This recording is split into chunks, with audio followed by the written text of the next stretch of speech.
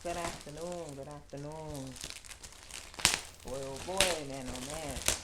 So, just finished my first client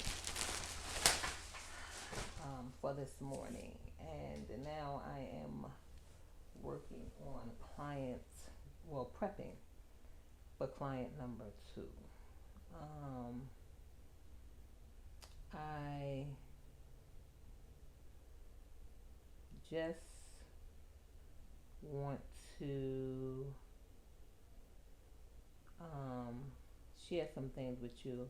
I realize I'm very passionate. I'm very passionate about the things um, I I'm very passionate about the things that God puts in my spirit. I know that everyone is different, but we are spiritual. We are more supposed to be more spiritual than we are flesh. And a lot of times, um, it's rough because we do a lot of things based off of feeling, and not realizing that if we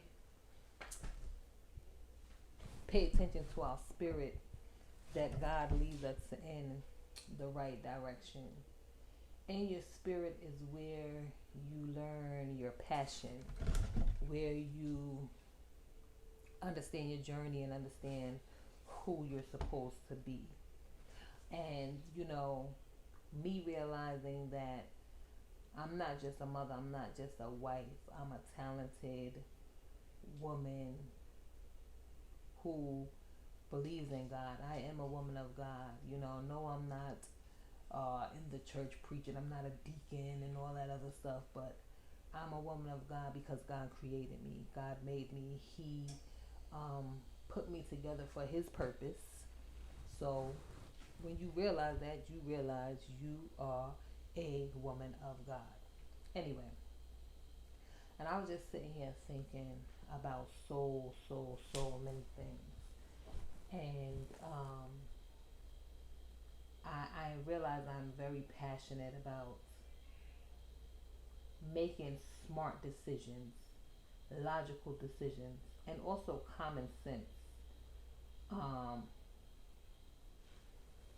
um, and so I'm very passionate about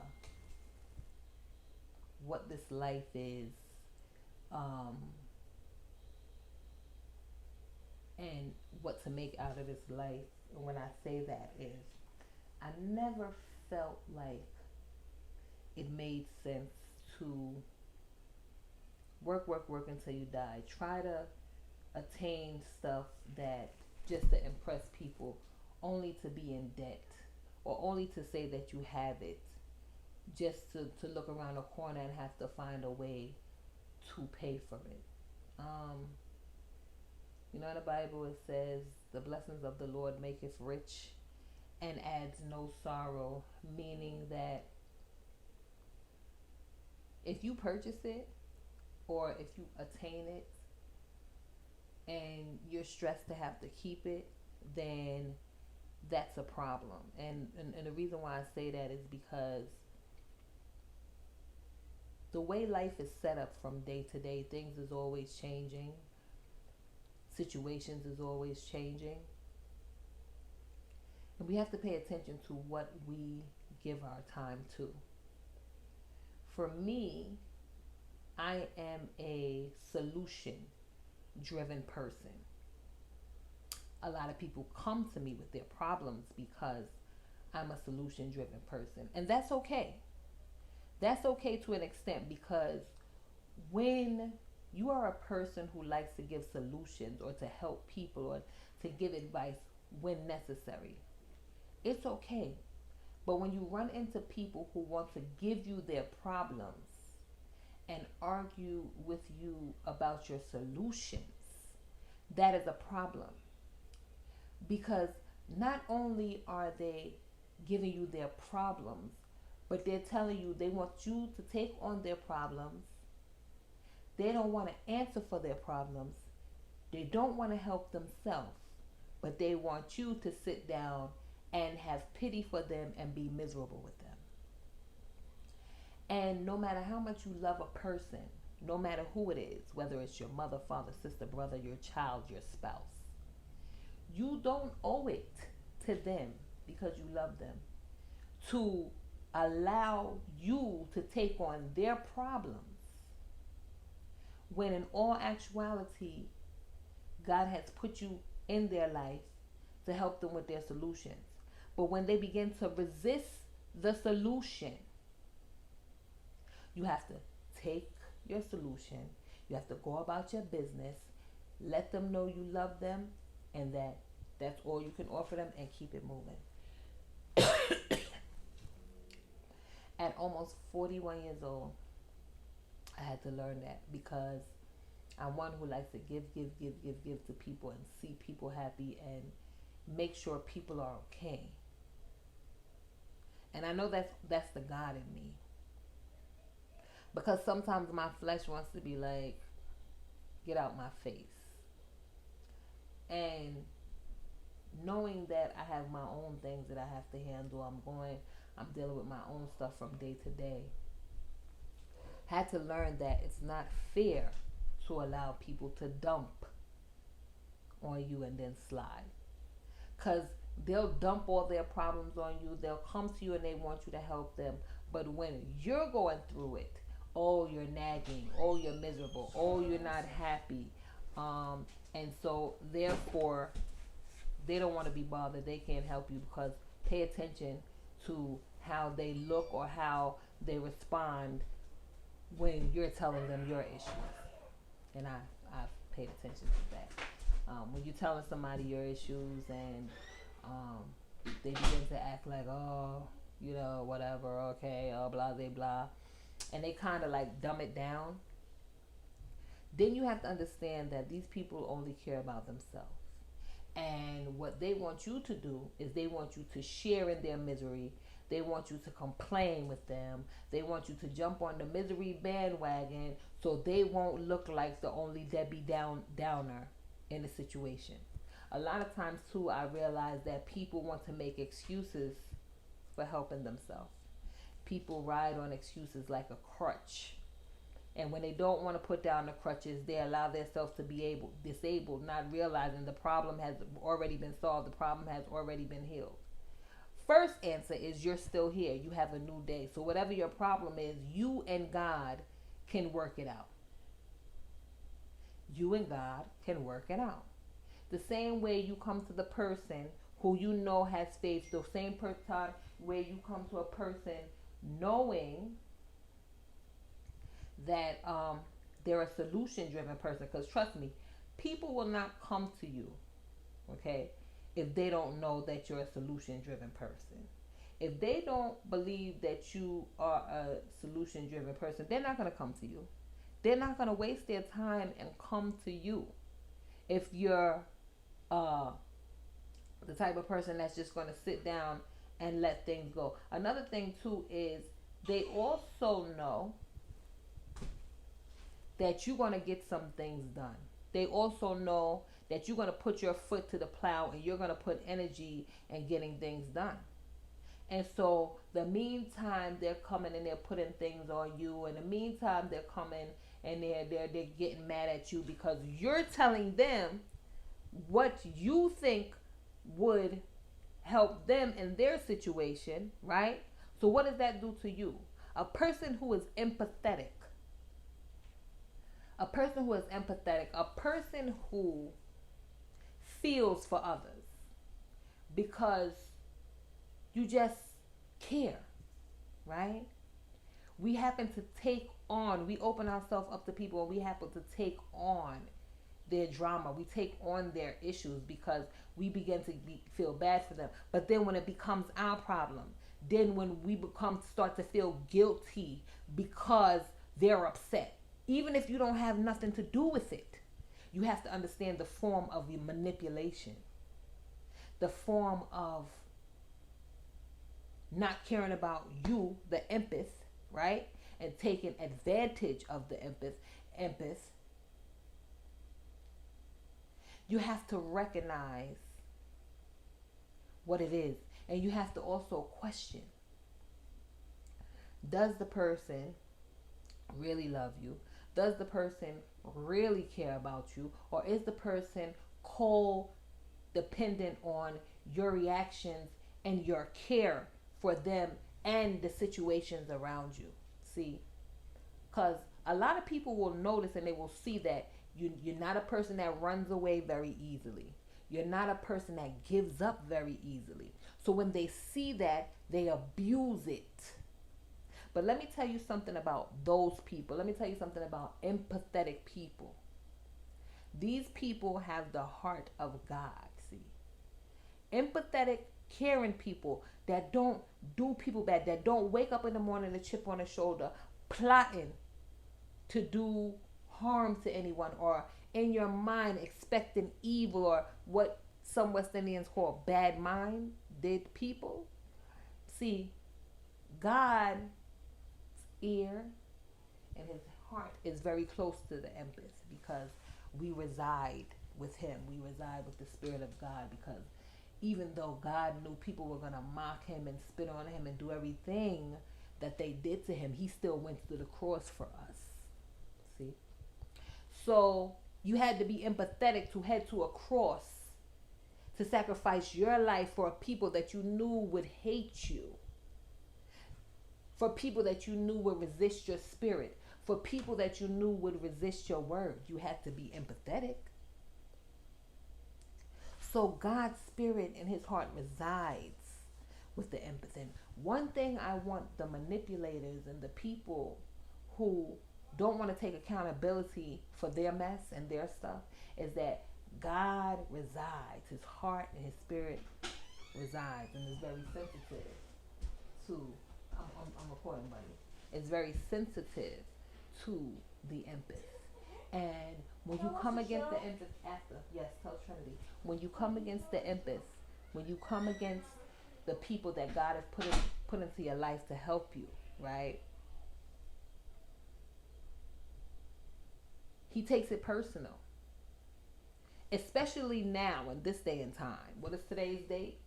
2/24, 2021. Especially this day and time. And why do I say this? Because there's not many left.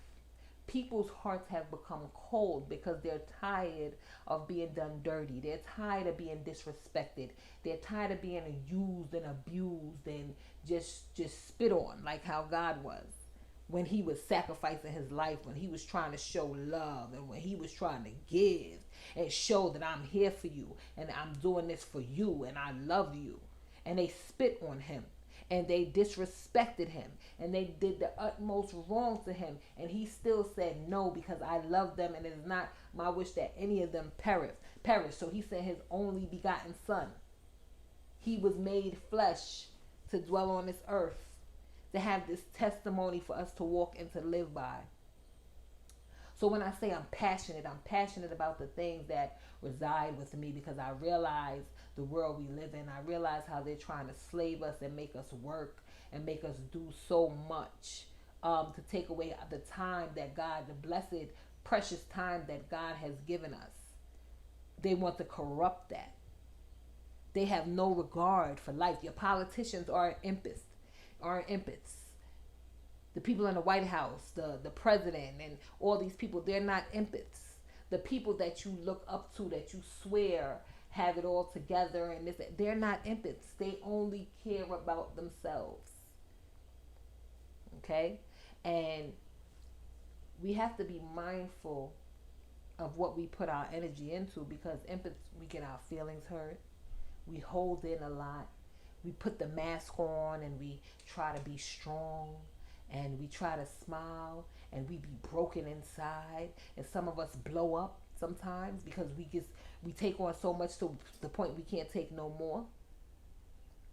And it's serious like that, because we are human in our own right. Even though we are spiritual beings, we are still human, and we still have feelings. And see, what happens is when you're dealing with manipulators and when you're dealing with people that are empathetic, they don't care about your feelings, because they themselves can't feel. All they see is themselves. All they see is they have a problem. It's all about their problem. And if you don't focus on their problem and get deep down and depressed about their problem, then you don't care. See, because empaths we love, and those who are the opposite, they don't know how to love. Turn on Princess and the Frog for him, please. They don't know how to love. They don't know how to feel and care about other people. You understand? Because they have been hurt. So what they do is they bask in the hurt. So they feel like they can just be mean and nasty and get their way, or it's their way of the highway, and they're emotional and passionate about all the wrong things. You see what I'm saying? They're emotional and passionate about people hating them. They're emotional and passionate about somebody doing them wrong. And so they want you to be emotional and passionate about that. When on the emphasis part, we're like, no, stop, pause. Let's look at the situation outside of you. Or here is the solution. This is what I think you should do. But then they want to go back to the problem. You don't have the answer for you can't tell them why their situation ended up the way it is, but you're telling them how they can change the situation, and they want to continue to adopt the problem. They want to continue to dwell in the problem because it's self-destructive behavior. It's a crutch. It's an excuse not to network. It's an excuse not to have friends. It's an excuse not to deal with family members. It's an excuse to be a loner. It's an excuse, right? And then later on down the line, it's, why doesn't anybody like me? Why don't I have any friends? Nobody this, nobody that. They continue on in the pattern of the crutch. And what can we do with people like them? Give them to God. I am recording, Darius. What can we do for people like them? Give them to God. Because I can't find the paper. Okay, close the door. I'm recording. I'll get it in a minute. What can we do for people like them? Give them to God. Because if not, I'm going to tell you, and this is me speaking from experience. What happens when you take on all of their stuff is it corrupts your spirit. And after a while, as much as I hate to admit it, you start acting like them. Instead of keeping the spirit of God by focusing on His Word and spending time with God, you begin to adapt their spirit. You begin to take on their spirit. So you begin to counteract what they do to you by acting like them. And that is a smack in the face to God, because that is not what He desires for His children. That is not what He desires for those of us that are to be like Him on this earth. The Bible says we're in this world, but we're not of it. So basically, we're in this world, yes, and we're going to experience the things of this world, but we're not of this world. So we don't take on things the way the world does. We don't deal with things the way the world does. And these are the things that we know in our spirit. And I know that I got off topic from where I started, but I just let God lead this because He knows what's in my spirit. He knows what we all deal with. And He just wants those of you who are empathetic, and those of you who care, and those of you that have the heart of God, that care about other human beings and want to help people, but constantly get used and mistreated. You know what I mean? When you get mistreated, by helping others and giving your all, and then you get a smack in your face, or they give you their butt to kiss, then guess what? God recognizes it. He sees it. He knows it. We don't wish bad on anybody, but let me tell you something. Don't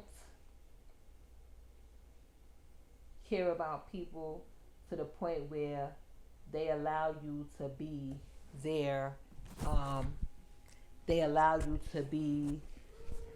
hope this headphones was plugged in most of the time. I hope you guys got most of it, but don't be empathetic to the point where um, you end up being that person's scapegoat. You see what I'm saying? Because you get put into a position where you're listening to them and you care so much, um, but you take it on and you begin to feel guilty that they're going through this, and then it's like it's your fault, but it's not. That's being somebody's scapegoat. Because they could come to you and you'll just be feeling bad and horrible, and you're like, hold on, I didn't even cause this infliction on this person. I didn't even cause this problem that this person is having. I'm supposed to be here for you to talk to and let me know what's going on. And then my feedback is to let you know how I can help you. But then if you're walking around like I'm the problem, or all of a sudden I'm the problem because I'm trying to give you feedback because maybe you don't want to see yourself in a situation, or maybe you don't want to, you don't want the help. Maybe you want to continue with this crutch and just to walk around and feel bad for yourself and say, maybe that's why I'm not doing this and that's why I'm not doing that, because this happens and that happens. That is making an excuse. That is walking on a crutch when everything that you need is in front of you. You understand me? So recognize that. Pray for the person, but ask God to help you, because in all actuality, we need to help to be able to deal with this, because it is a form of an emotional abuse, and it's hard because you're trying to get through life on your own. And you can't go to those people and expect those very same people to care, because all they see is themselves. And you have to recognize that.